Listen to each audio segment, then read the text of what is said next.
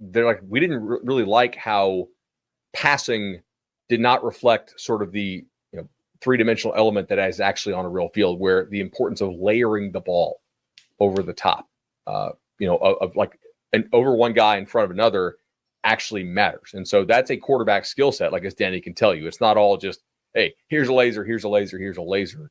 That was something they really emphasized as well. I thought was pretty cool. I'm gonna take a sip now. Ask me some questions. Yeah. Do you know if linebackers still have better hands than the wide receivers? Okay, no. So I was trying to just like see like how late can you throw a ball, right? And I was playing on All-American, and I think one on Heisman. They don't pick it off every single time, which I thought was good. I was like, yeah, we see that in college. Like college, there's a lot of like, oh my God, no. And then it's like, okay, well, the guy actually dropped the pick. That I don't think the hands of the defenders in this game are a middle as good. linebacker who can jump 10 feet in the air with amazing hands.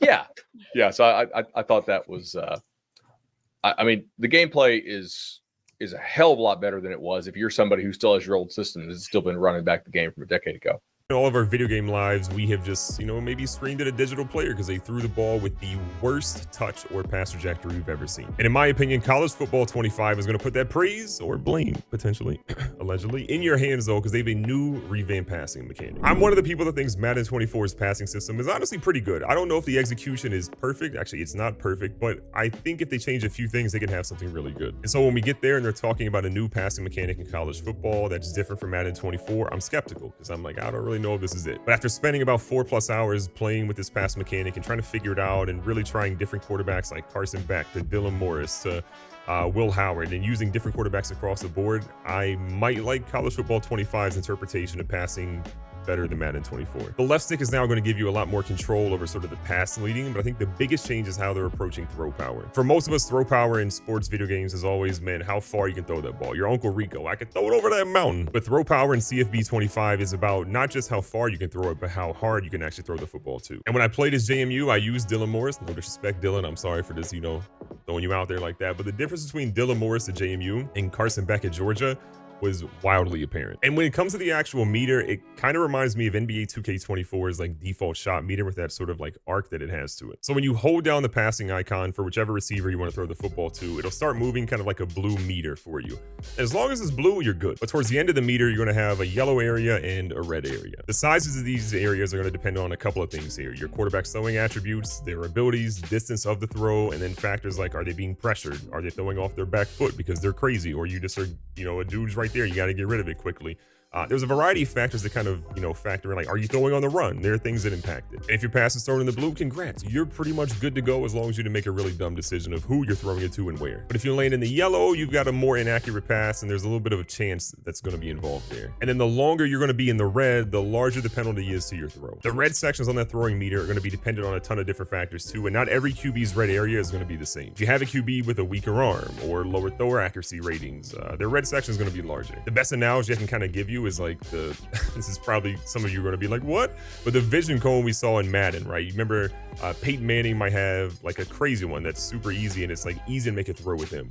But then you have a guy like Mark Sanchez where you're like, oof, this might be a little bit more tough. I'm not saying this is like a similar feature to the vision cone, but I think this is a much better feature than the vision cone. And I think it's honestly going to rival what Madden 24 had from a passing mechanic, which again, I think was pretty good. And a small note, you can pump fake, obviously, like you can in every football video game, but the pump fake actually brings up the meter. I don't know if that's going to show online if you're playing somebody, but if you're playing head-to-head couch co-op against somebody, pump faking and having that meter pop up will make somebody just be like, oh, and then go. And the CPU does get faked out by traits like leadership, pre-snap clarity at the line of scrimmage, and staying calm under pressure.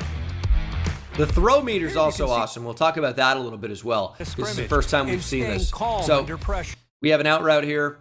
This meter will fill up, and depending on pressure on the quarterback and, of course, his ratings, this meter will change. So it could have a huge red region. If you have a red region throw, it's going to be a bad throw. Yellow, I believe, has a chance for an inaccurate throw. But basically, this meter determines how hard the ball is thrown, the type of loft that the ball is going to be thrown with. You watch football, it's about multiple level throws. The The velocity actually comes from the tight window throws. Throw power is not necessarily how far you can throw it. That's factored in, of course, but that's not really the main thing. If you see why throw power actually matters, it's for throwing the ball into tight windows with little margin for error. You're able to whip the ball past defenders. That's really where throw power comes into effect in football. That's where it shines. Touch passes really have not been as big of a thing in Madden, for example, and they certainly were not in NCAA 14. Here, I will say, in a small sample size, only a few hours playing the game, this system felt really, really good. I felt like for the first time, I could really actually throw how I wanted to throw.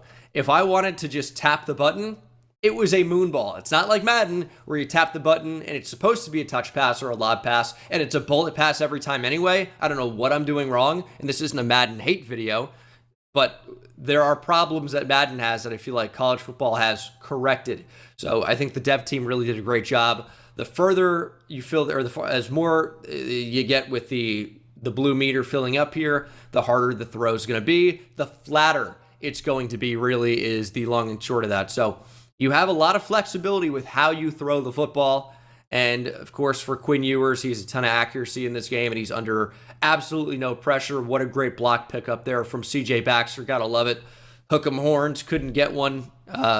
Could not say one anytime soon either. There's so many more features, including something that's called Revamped Passing, and this was something that took me a while to figure out. This is just a very long way of saying you have almost full control of where the ball goes, what the trajectory is. And this is a new feature that really overhauled all of their passing trajectories, so you're going to see stuff you've never seen in a football game before. When I was throwing up deep bombs to Barry and Brown, sometimes it felt like the ball was lofted in the air for like 10 seconds. And if I put a little more power on it, it got there a little bit quicker with a lot lower trajectory. It's kind of funny though, because if you tap it super lightly, you could throw a slant across the field that just floats in the air forever. And throw power no longer refers to the distance of the throw, but how hard you can throw it, which changes things too. Depending on what quarterback you use, what his throw power is, how you're throwing the ball with him, those balls are going to travel way different than others. And as wide open as the gameplay felt at times, it's also important to maintain balance, so for years they did mention that players could just hold a bullet pass with little to no consequences, but that's where this passing meter changes things. The distance of the throw and the quarterback's attributes and abilities will all affect the accuracy of a pass, and before I really take a dive into it, you're going to take a look at this screenshot and see that meter. What you really want to avoid is that red section. There's going to be 3 colors on the screen. The sizes of the sections all depend on like the same things I just mentioned, your attributes, your abilities, throwing distance, and other factors. And there's so much more from that, but landing in the blue is what increases the chances of a safe, accurate ball, while landing in the yellow could mean more uncertainty from your ideal target. Like I said though, you do not want to get into that red category, and quarterbacks with weaker arms or lower throw accuracy ratings will have larger red sections. It's not different from real life. Trying to push the ball downfield consistently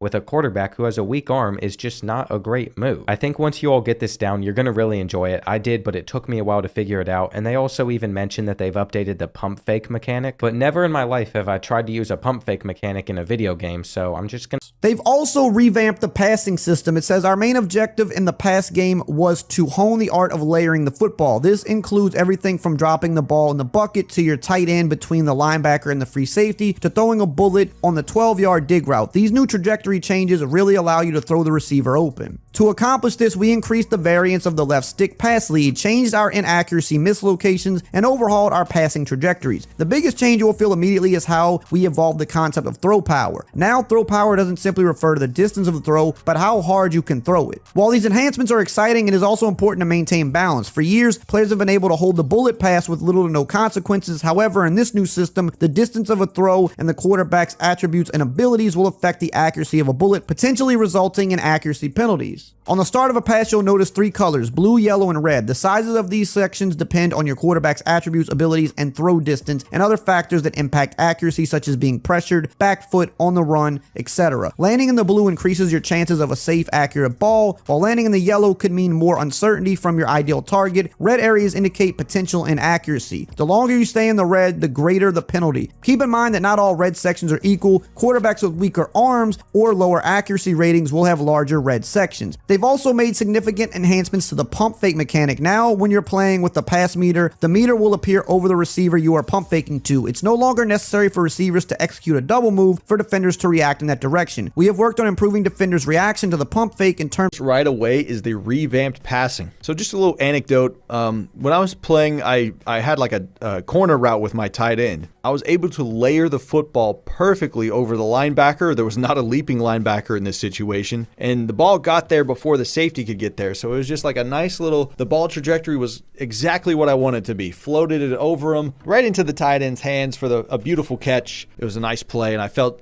satisfied with that, the way it played out. It felt like very football-y, you know what I mean? Sometimes things can feel too video gamey, but that one felt nice. And continuing on with the passing mechanics, Scott was really adamant about saying throw power is more than just like I throw the ball far attribute. It's really more about the velocity of how quarterbacks can get in there quickly, which is good to know because like even when you're scouting quarterbacks going from college to the NFL, like it's one thing you look for is more of the zip. So on the start of a pass, you'll see 3 colors: blue, yellow, and red. The sizes of each of those sections depend on a couple different factors. So like your quarterback's attributes, abilities, how far is the throw, and other factors that might impact the accuracy, such as if you're being pressured, if you're throwing off of your back foot, if you're throwing on the run, etc. So if you land in the blue, this increases the chances of a safe, accurate ball. This says if you land in the yellow, it could mean uncertainty from the ideal target. Not entirely sure what that means. Red areas could indicate potential inaccuracy. The longer you stay in the red, the greater the penalty, it says. They also said this kind of throwing mechanic was basically inspired by MVP Baseball 05, which a lot of people said they liked that throwing system in that game. It says keep in mind that not all red sections are equal. Quarterbacks with weaker arms or lower accuracy ratings will have much larger red sections. So trying to push the ball downfield consistently with weak arm quarterbacks, not a good idea, dude.